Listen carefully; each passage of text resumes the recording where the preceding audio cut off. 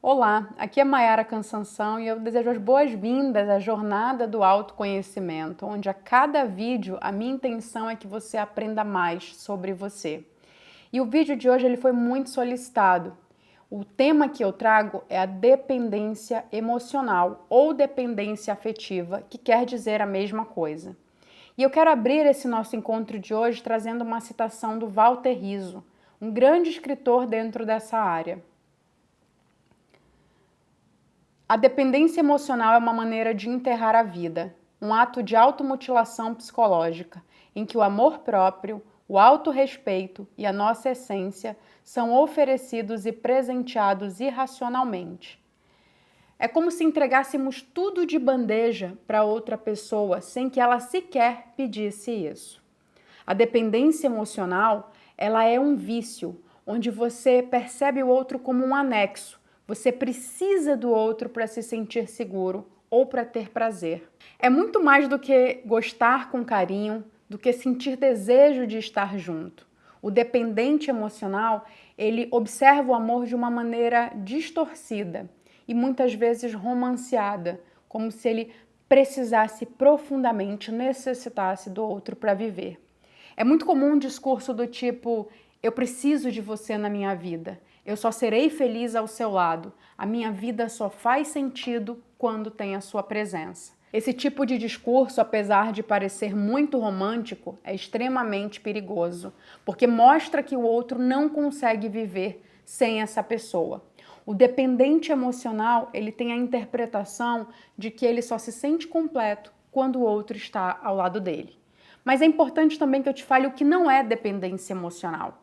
Dependência emocional não é desejar estar junto. É extremamente natural que você, quando está apaixonado ou quando ama alguém, quer ter a presença da outra pessoa.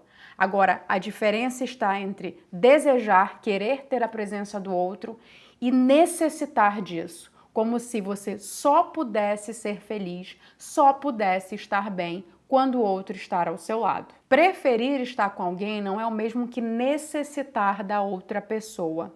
Preferir é abrir mão de alguns compromissos para colocar aquela pessoa num campo de prioridade na sua vida.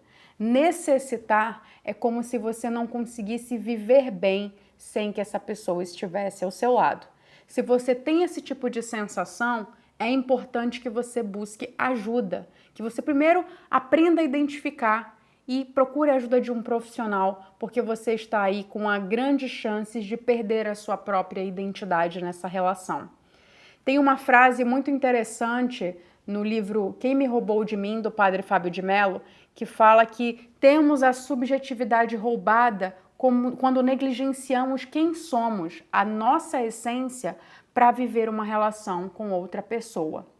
Essa fala da subjetividade roubada, trocando em miúdos, é como te falar que você deixa de ser quem você é, para ser quem o outro quer que você seja, para se manter presente naquela relação. O segundo ponto importante para diferenciar o que é dependência do que não é que desapego não é desamor. Ser uma pessoa desapegada é saudável. Você não tem ali um apego sufocante, ansioso, onde você precisa ter o outro ao seu lado. Você quer estar com essa pessoa, mas não tem esse apego a ela. Isso não quer dizer que você seja desinteressado ou que nutra aí um desamor a essa pessoa. Só quer dizer que você consegue fazer as suas coisas, estar em pleno funcionamento quando você não está com essa pessoa. Você consegue focar num trabalho, consegue ler um livro, fazer as suas atividades, consegue gerir a sua vida sem aquela pessoa. E claro que quando ela está ao seu lado, você pode ficar muito mais feliz porque é uma pessoa que você ama, que você tem carinho, que você quer ter por perto e, quiçá, até uma pessoa que você escolheu casar e dividir a sua vida. Deixa eu te trazer alguns exemplos do que é você ter essa subjetividade roubada ou a tua identidade vulnerável diante de uma situação. Eu vou trazer primeiro um exemplo para o campo profissional, para de repente facilitar esse entendimento, e depois eu retorno para o campo amoroso. No campo profissional, quando você se intitula o fulano da empresa tal, e aí você vive aquela empresa como sendo parte de quem você é. Eu sou o fulano da empresa tal. E aí um belo dia você chega para trabalhar e te chamam no RH e falam ali que por um motivo de redução de custo, a empresa está fazendo uma reavaliação no quadro de funcionários, a sua função vai ser extinguida. Não existe mais, é extinto esse cargo da empresa. Muito obrigada por todos os seus 10, 20, 30 anos de entrega aqui à empresa, foi muito bom ter você trabalhando com a gente, mas agora esse cargo vai deixar de existir. E aí você sai desolado, pensando o que vai ser de mim agora? Eu era o fulano da empresa tal. Quem sou eu? E aí começa uma crise de identidade porque você por um momento se sujeitou, minimizou quem você é ao que você faz, ao local onde você trabalha. Não que o trabalho não seja uma área muito importante da sua vida, nós sabemos que é, mas se reduzir a isso é minimizar a sua identidade. É quando você perde também a sua identidade. É quando você perde esse posto, sai dessa empresa ou mesmo se aposenta, fica ali vivenciando uma fragmentação da identidade. É como se você fosse dividido internamente. Aí você vivencia um conflito. E esse questionamento de quem eu sou, não num contexto filosófico, mas num contexto, tudo que eu tinha, tudo que eu era, foi construído dentro daquela empresa, dentro daquele cargo. Eu era importante, eu era útil para a sociedade, para as pessoas que trabalhavam comigo. Eu lembro de certa vez atender uma pessoa que me trouxe exatamente essa fala, de ocupar uma função importante num cargo público. E aí era muito convidado para jantares, era muito solicitado, ele era sempre muito paparicado. E aí quando ele se aposentou dessa função, ele perdeu duas coisas. Um grande ganho financeiro porque ele tinha alguns bônus da função. E segundo, todo aquele prestígio social, onde muitas vezes ele tinha 2, 3 convites ao mesmo tempo e ele tinha que escolher qual que era mais interessante ou mais importante para ele. A partir daquele momento, ninguém o procurava mais. Ele deixou de ser uma figura-chave, onde as pessoas muitas vezes contactavam para também ter ali o seu retorno, o retorno dos seus interesses. E aí ele vem para a terapia com depressão, trazendo a fala de que o que eu sou agora, Mayara? Eu me dediquei 35 anos a esse trabalho, onde eu cheguei no máximo daquela minha função. E quando eu saio, parece que eu não sou ninguém. As pessoas já cruzam comigo hoje em dia na rua, na feira, e elas fingem que não me veem. E eu sei que eu tô com uma cara abatida. Afinal, ele estava ali com um transtorno de depressão diagnosticado pelo psiquiatra. Ele falou, eu sei que a minha imagem está mais abatida, mas a ponto de eu não ser mais convidado para nenhum jantar, de eu não receber mais nenhum tipo de ligação, perguntando como é que eu tô e se eu preciso de alguma coisa, tudo isso é muito novo e muito estranho para mim. Você consegue perceber que por um momento ele associou a identidade dele àquela função, àquele posto, e que era, querendo ou não, um posto de muito prestígio, muito importante, onde existiam várias pessoas ali puxando o saco, paparicando, interesseiras, mas que sem ele se distanciar e perceber o que é da minha função e o que sou eu. Será que eu estou sendo procurado ou será que é a minha função que está sendo requisitada nesse momento? Será que quando me convidam para esse jantar, querem realmente que eu esteja lá ou querem que o meu cargo esteja sendo representado nesse ato que pode ser de pura formalidade? Se ele talvez questionasse e soubesse diferenciar naquele momento, tudo seria muito mais fácil. Mas muito envolvido emocionalmente com inúmeros convites, com esse ato de importância e utilidade, ele acabou por fundir a sua identidade com o seu cargo e quando ele perdeu ele mesmo. Ele se deixou roubar. E aí a gente vem para um outro cenário. Vamos levar para o campo onde é muito mais fácil da gente tangibilizar, que é o campo amoroso, que é a proposta desse vídeo. Entender se eu sou um dependente emocional, se eu sou uma pessoa que abro mão de quem eu sou para viver a vida do outro. E aí a gente traz 2 perfis de dependentes emocionais. O passivo, que acaba aceitando toda e qualquer coisa, e aí ele acaba ali se deixando realmente render. Os seus gostos, ele já cede, o que ele quer, ele já não tem mais voz naquela relação. E o outro pode acabar até se beneficiando desse tipo de ato. E a gente tem um dependente emocional que é mais ativo.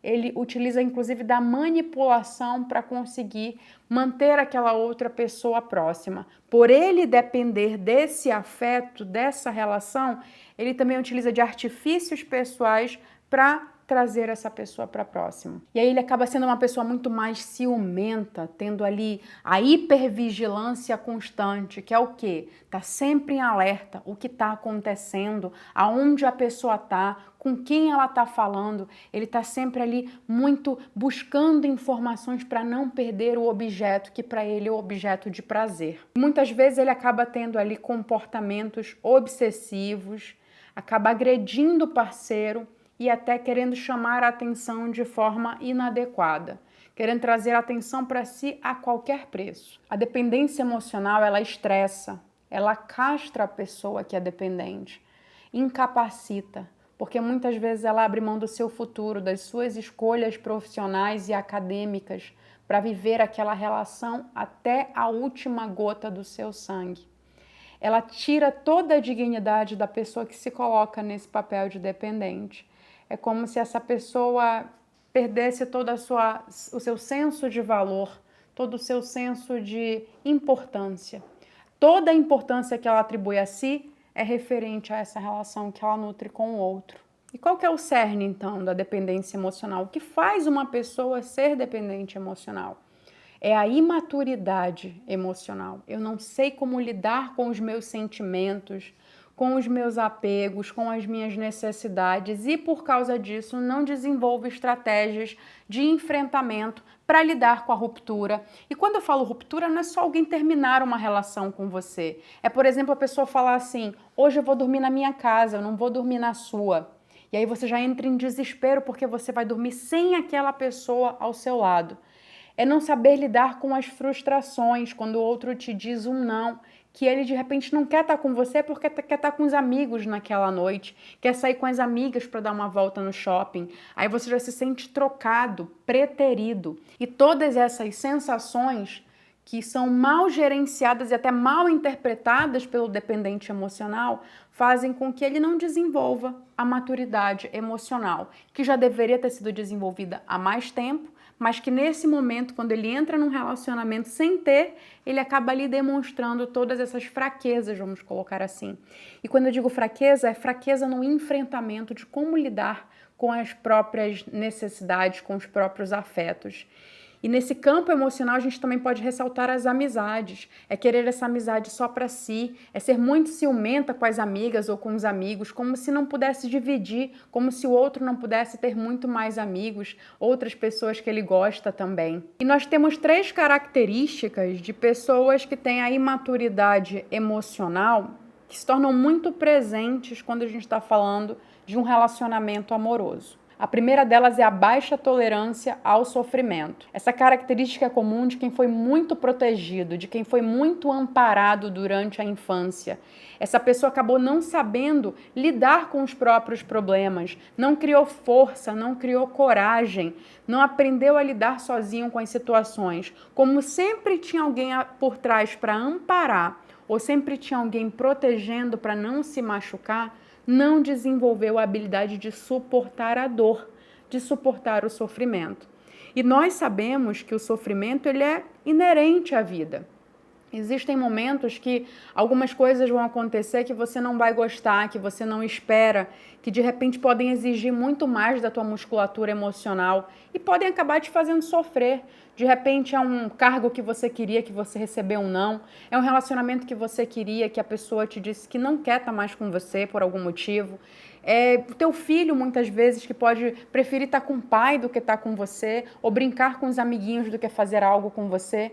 Qualquer coisa, de qualquer magnitude, onde você recebe esse não, você acaba ali por sofrer de uma maneira impiedosa, onde você acaba se martirizando por não ter maturidade emocional. A segunda característica é a baixa tolerância à frustração, que eu já comecei a falar aqui no começo, que é não saber ouvir não. Você está sempre querendo receber um sim.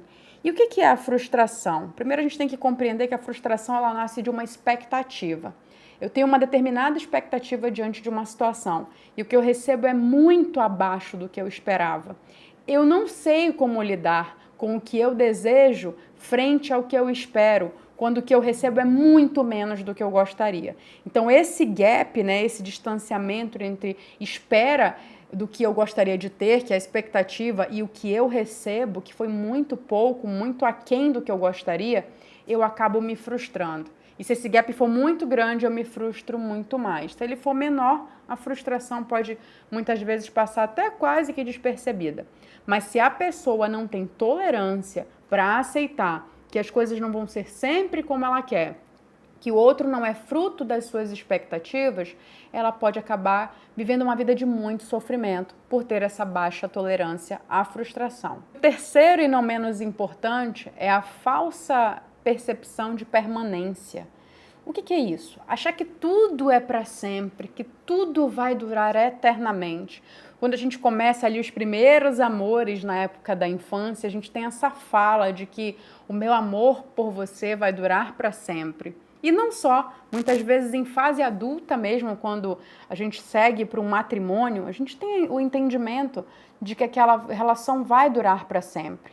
A questão é, a ilusão da permanência é querer forçar algo que de repente não está dando certo, algo que já mostrou que não vai mais continuar. De repente a outra pessoa tomou a decisão de que não quer mais estar com você. Você está ali casado e o outro decidiu que não quer mais a relação por qualquer motivo que seja.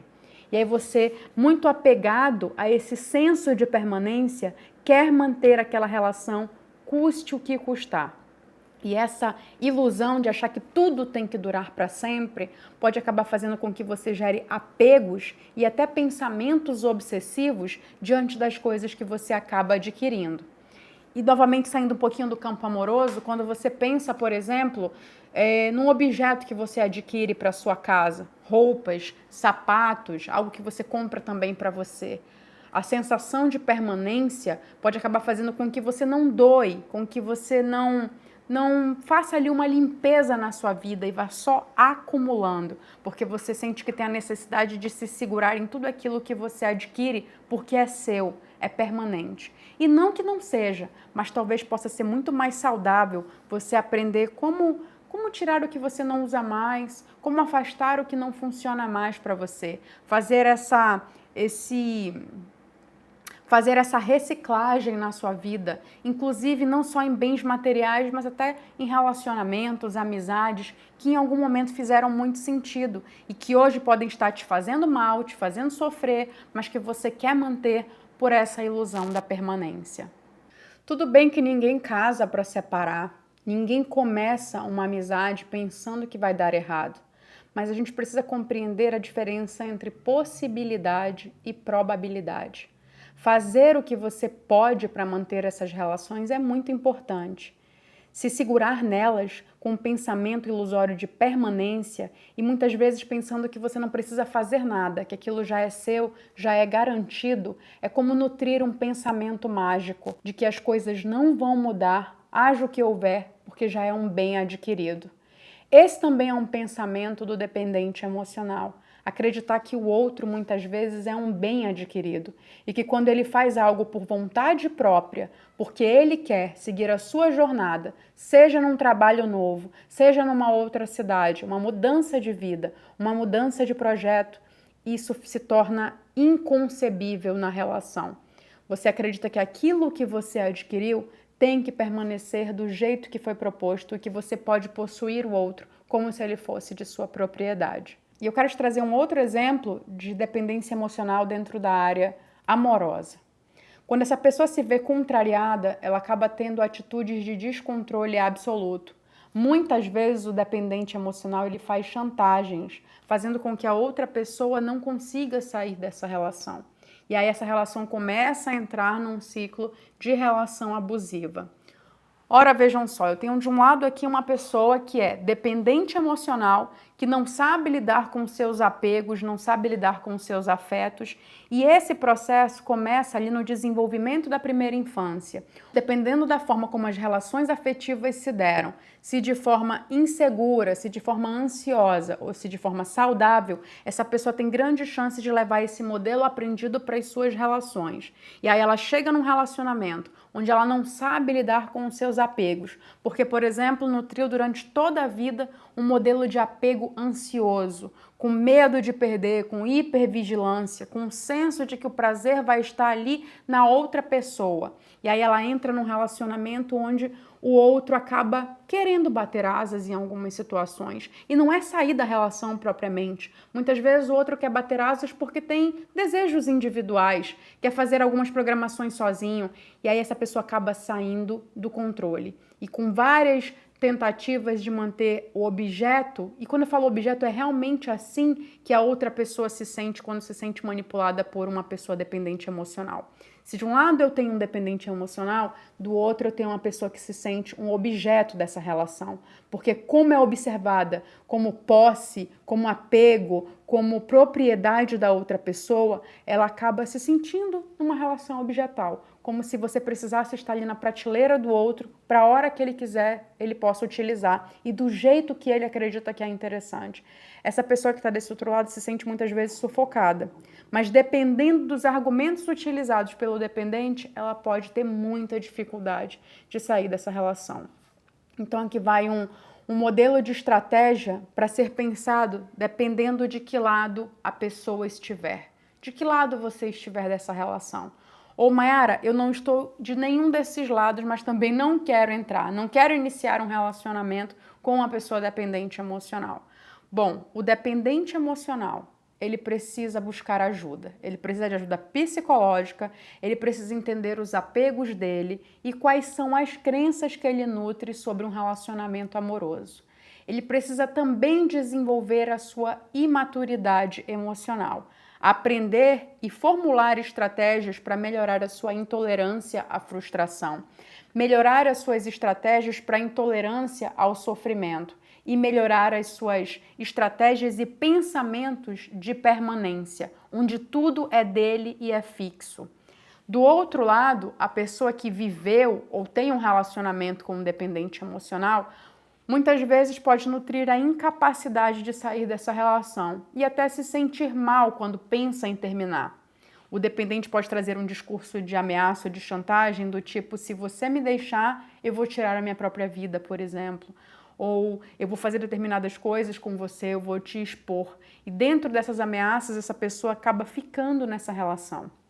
Para essa pessoa, também é recomendado que busque ajuda. E não só. Além de buscar ajuda, que possa sinalizar para os familiares do dependente emocional que existe um quadro de dependência ali. Ou que existe algo que, se você não tiver habilidade, logicamente, de diagnosticar, porque isso é feito por um profissional, mas que existe algo ali que está estranho, você está se sentindo sufocado, a pessoa está querendo mandar na sua vida. E quando você fala para os familiares dele, além de você ter testemunhas, você também tem pessoas que podem apoiá-lo nessa mudança. E também é importante que do seu lado você levante pessoas que possam te apoiar, que você também busque ajuda psicológica para que essa relação não te traumatize. Um trauma numa relação atrapalha que novas relações saudáveis surjam. Você acaba muitas vezes com medo de se relacionar novamente, porque viveu com um dependente. Você acaba ali, quando vive outras relações, criando formas também inadequadas de apego, porque muitas vezes também pode ter se confundido e pensado que o apego exagerado do outro era uma forma de cuidado. E querer que a nova pessoa numa relação com você tenha esse modelo de proteção ou de cuidado ou de estar sempre próximo, porque dessa forma você também sentiu que esse é o modelo certo de ter um relacionamento, quando na verdade é um modelo sufocante, inseguro e apegado. Então você precisa nutrir em você o entendimento correto e desintoxicado do que vem a ser uma relação saudável. As duas pessoas costumam ficar com fortes resquícios dessa relação, que costuma ser extremamente intensa, carregada, densa, pesada. E essa intensidade acaba fazendo com que você, quando saia, se sinta ali puxando o ar no oceano e precisando de ajuda para recuperar os seus pulmões. Então, mesmo que você esteja do lado da vítima, vamos colocar assim, dessa relação de dependência emocional, é importante que você se nutra por dentro para perceber se não ficaram sequelas, seja de traumas ou seja de pensamentos distorcidos sobre o que é um relacionamento amoroso de verdade, saudável. Perceber também que não tem nada de errado em você ter a sua agenda pessoal, os seus estudos, a sua vida, o seu momento de solitude, que é aquele momento que você está só, mas que você não se sente solitário, mas que você precisa às vezes estar só, seja para pensar, seja para refletir, seja para estudar, seja para se dedicar a um novo projeto. É um momento que você tem que ter seu com você mesmo e que é extremamente saudável, sem se sentir culpado. Muitas vezes essa vítima se sente culpada em ter os seus momentos sozinhos porque o dependente emocional faz isso, faz com que ela sinta que, como assim você não quer estar comigo? Como assim você prefere estar só do que a gente esteja junto? Você não me ama mais? E em meio a todas essas confusões de pensamentos e questionamentos, essa pessoa pode até se questionar se, será que sou eu que não sei ter um relacionamento? E aí, quando olha para trás, de repente pode ver que já colecionou outros modelos de relacionamentos tóxicos e que com isso percebeu que de repente, será que o problema não é comigo?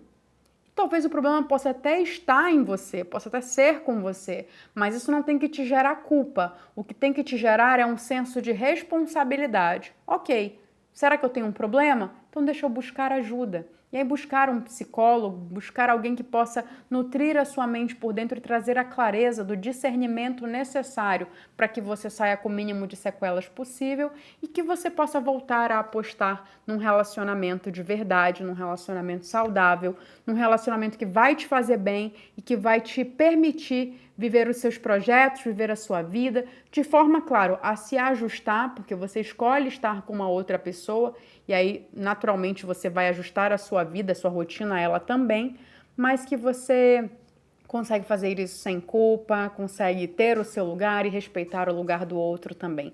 Cada um percebendo qual que é o limite nessa relação e que ajustes são sim necessários, mas sem sentimento de culpa, sem supressão emocional, que é ficar ali escondendo o que sente para não dizer para o outro, para não magoar o outro, para não fazer com que o outro se sinta menor ou preterido. E também ter o entendimento, né, que é complementar a esse processo, que é do que é autonomia emocional. Uma vez que você entende o que é a dependência emocional e que a imaturidade faz parte dela, que existem dois tipos de dependentes, os ativos, que são muito mais hipervigilantes e ciumentos, e os passivos que silenciam e abrem mão da própria vida, agora também compreender qual que é o modelo ideal para você nutrir em você a autonomia emocional e ter um relacionamento com outra pessoa que também tem autonomia emocional, que está junto porque quer, porque deseja e não porque precisa e não porque necessita e não porque a vida deixa de fazer sentido quando essa pessoa não está do seu lado. A gente se vê então na segunda parte desse vídeo, onde a gente vai entender o que é autonomia emocional e como desenvolver. Deixa aqui um comentário, conta pra mim o que você tá achando. Lembra de se inscrever no canal também e ativar ali o sininho das notificações, porque 2 vezes por semana a gente tem aqui conteúdo inédito para você aprender muito mais sobre como a sua mente funciona e dessa forma poder melhorar aí as suas sensações, as suas emoções e os seus comportamentos. Então a gente se vê no próximo vídeo e até mais. E eu quero aproveitar, antes de fechar esse vídeo, aparecer aqui rapidamente para te dar uma dica importante. Eu acredito que é super importante você que quer ter uma relação amorosa melhor, mais saudável, não ter um relacionamento de dependência emocional, não ter um relacionamento abusivo ou mesmo tóxico, porque você se sente dependendo emocionalmente de outras pessoas. Eu gosto muito desse autor, o Walter Rizzo. O Walter Rizzo, ele é um italiano, ele morou muito tempo na Argentina, e hoje ele mora, acho que na Colômbia, se não me engano. Continua aqui na América Latina. E o Walter Rizzo, ele traz esse livro específico que eu gostaria de te recomendar, você que sente aí que está passando por um momento difícil no relacionamento. E o nome do livro é Amar ou Depender? Como superar a dependência afetiva e fazer do amor uma experiência plena e saudável. Nesse livro a gente vai ter muita contextualização do que eu trouxe, do que é a dependência emocional, mas principalmente como que você pode passar a ter autonomia emocional. Muitas vezes quando a gente se vê num quadro de dependência, a gente só quer se afastar da dependência, mas a gente não sabe para que direção a gente vai, tá? Eu vou me afastar da dependência e vou em direção aonde? É como alguém dizer assim, eu quero deixar de ser gordo. Eu quero deixar de ser gordo, mas eu quero fazer o quê para construir uma relação melhor com a comida, ser mais saudável, ser magro, enfim. você saber também para que caminho você quer seguir. Então esse livro ele não só aborda a questão da dependência afetiva, como ele também te traz pilares para executar ali no passo a passo o que você faz para ser mais autônomo emocionalmente. Então quero recomendar aí uma boa leitura. O bom é que ele é um livro assim, tipo guia de bolso, bem pequenininho. Eu adoro as obras dele, é um livro pocket mesmo, você encontra aí na Amazon, por exemplo. E aí você vai poder trabalhar aí só o seu coração, que pode estar machucado, ou mesmo se você está solteiro, você pode aí se nutrir do que é uma relação saudável, para quando você iniciar essa relação, você já saber o caminho a seguir. Boa leitura!